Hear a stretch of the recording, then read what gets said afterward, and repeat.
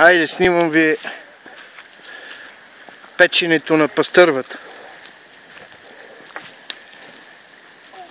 Пастърва на тиква.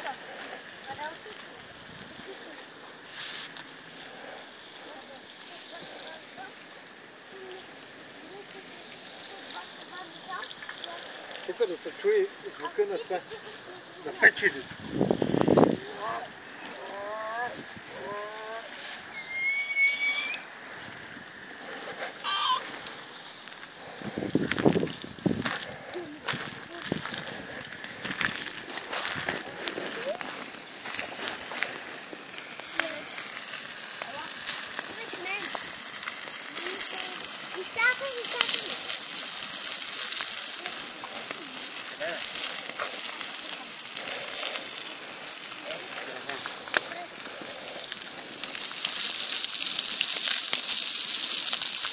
Иди към караванче, така един общ.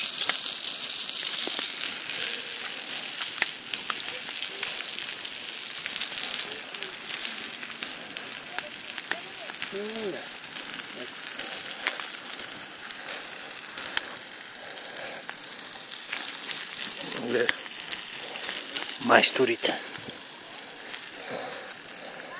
Пастърва на тиква. Скоро не бехме го правили това. Да си припомниш старите времена. Тя ще се изпържи там. Това олио ли? Олио, ще се изпържи, защото тя е такова. Се подмазва само, ама понеже е вънната и то се събира там. Насолихте ли? Тя трябва да е насолена. Трябва, може да не е. Насолена. Как ще да дадат?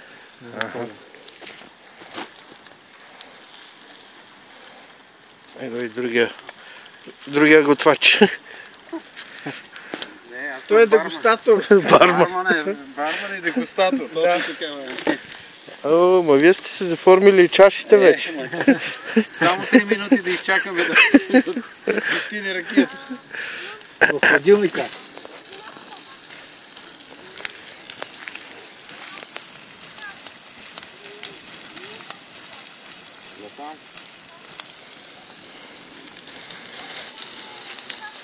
Може да направиш някаква снимка, да пратиш. Направо да публикуваш, защото клипът много бавно ще се публикува. Клипът е 3 дена. Дядо, това дърво го маха. Айде стига толкова.